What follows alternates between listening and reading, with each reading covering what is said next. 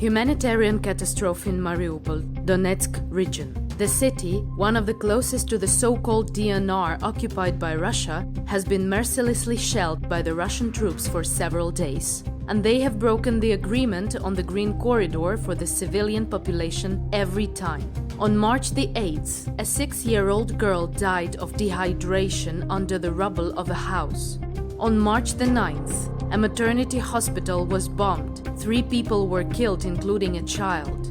Municipal services employees have to bury Ukrainians who have died from shelling in mass graves. Because of constant Russian attacks, they don't have a choice. The occupiers also do not allow humanitarian aid to Mariupol. People stand in lines for drinking water. Воды питьевой нет. В квартирах 10-12 градусов. Газа нет, все замерзают. People have to drink directly from puddles. Locals call such actions of the Russian Federation genocide of the civilian population. Russian occupiers shoot artillery on Ukrainian elderly people. Surveillance footage shows a Russian BMP firing on a civilian vehicle that stopped at the stop sign. It happened in a village of Makariv, Kyiv region. A man and a woman in their 70s were in the car shot by the occupiers.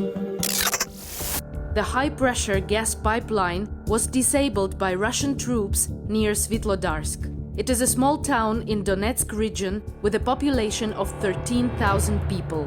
The gas pipeline on fire can be seen from afar. Without gas, there will be no heating and people will not be able to cook. Despite constant shelling, repair crews continue to work in the region. Currently, due to enemy attacks, the village of Mironivka near Svitlodarsk is without electricity and water supplies. There is no possibility to start repair works. He was shooting at civilian targets like at the military ones. Alexander Krasnoyartsev, a Russian pilot captured by Ukrainians, a major and the first-class pilot, confessed.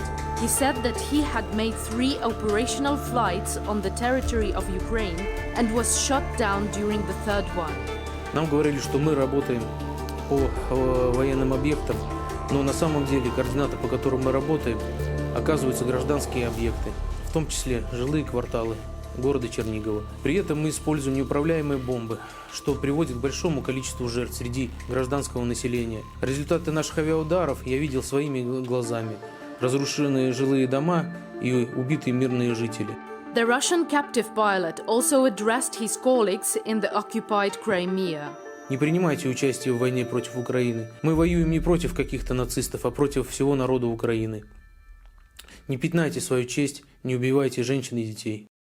Millions of people around the world have taken to the streets and squares to force their governments to close skies over Ukraine. No-fly zone in Ukraine. To a no-fly zone. We are asking for the no-fly zone. 74% of Americans, 100% of Ukrainians, and a vast majority of Poles, Germans, French, and British support Ukraine and are in favor of closing the skies over it right now.